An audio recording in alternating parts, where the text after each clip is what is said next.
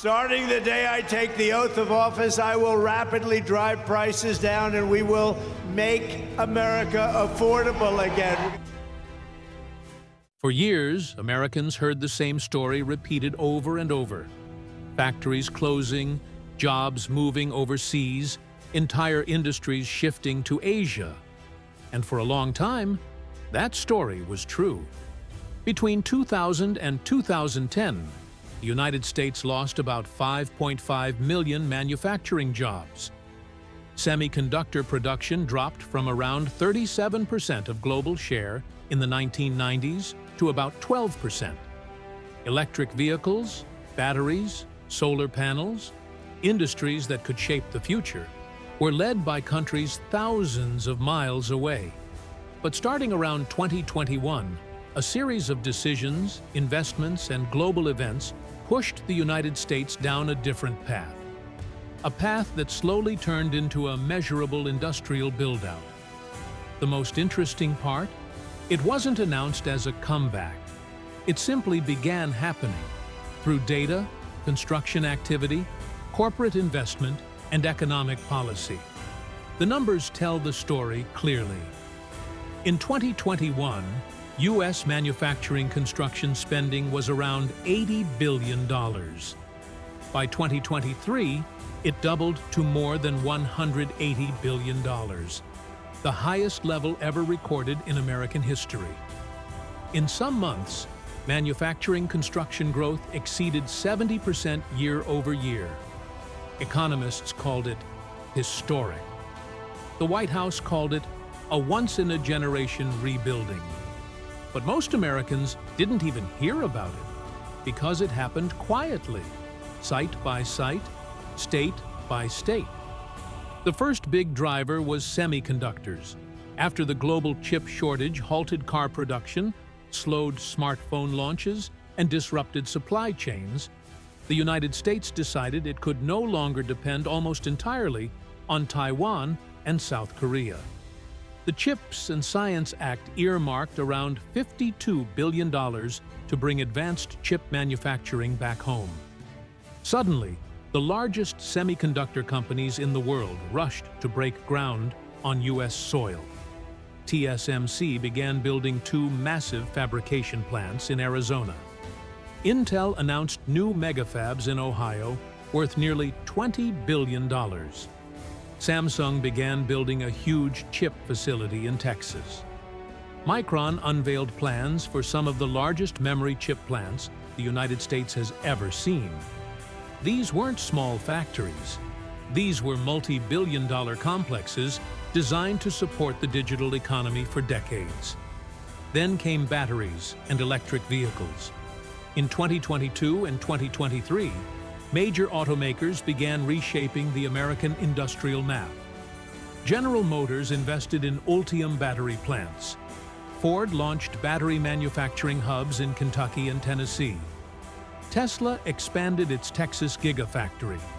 Hyundai and Kia broke ground on electric vehicle plants in Georgia.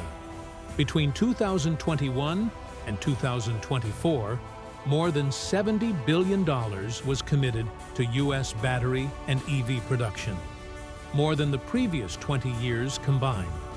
And the build-out didn't stop there. Renewable energy manufacturing began surging.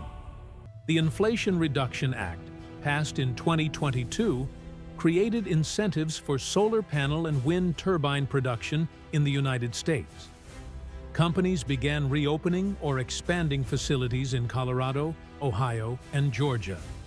Domestic solar manufacturing capacity started growing at its fastest rate in more than a decade. Data centers also became a major factor. With artificial intelligence advancing rapidly, companies like Google, Amazon, and Microsoft began building or expanding data center clusters across Iowa, Oregon, Virginia, and Arizona. These aren't traditional factories, but they represent one of the biggest infrastructure build-outs in the country. Billions of dollars invested into power capacity, cooling, and high-tech computing. By 2024, the United States had announced more than $600 billion in private sector industrial investment across semiconductors, EVs, batteries, clean energy, and data centers. For context, that scale of industrial construction had not been seen since the post-World War II era. Another piece of this shift was geopolitics. The pandemic, supply chain disruptions, and rising tensions with China pushed companies to rethink where they built critical products. Onshoring and nearshoring became mainstream strategies. Many U.S. companies brought production back home. Others moved it to Mexico or Canada to shorten supply chains. Mexico, for example, replaced China as America's largest trade partner in 2023. The first time this happened in modern history. Labor shortages also played a role. As companies struggled to hire, many invested in automation and robotics, which made American manufacturing more competitive. The U.S. now deploys more industrial robots than ever before, especially in automotive and electronics production. All of this led to a real, measurable outcome. Between 2022 and 2024, the United States added hundreds of thousands of manufacturing jobs.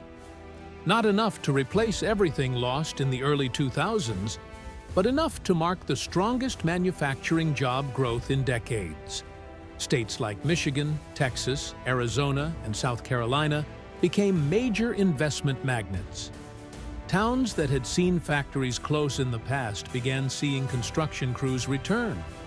Economists give different explanations for this shift.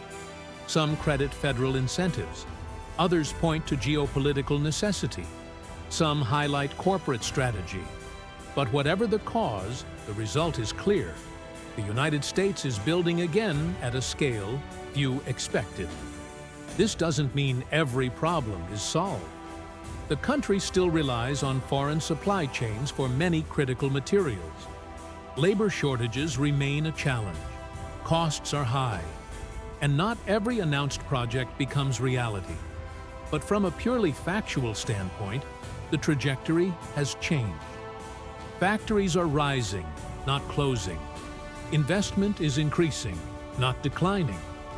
Global companies are coming to the U.S., not leaving it. America hasn't returned to the manufacturing landscape of the 20th century. It's building an entirely new one for the 21st. A landscape built on semiconductors, clean energy, electric vehicles, advanced robotics, and AI infrastructure. A landscape driven not just by nostalgia for the past, but by preparation for the future. For decades, people said America didn't build anymore. Today, the data says otherwise. The United States is entering a new industrial phase, one shaped by necessity, strategy, and global competition. And whether Americans realize it or not, the foundations of a different economic era are already being built beneath their feet.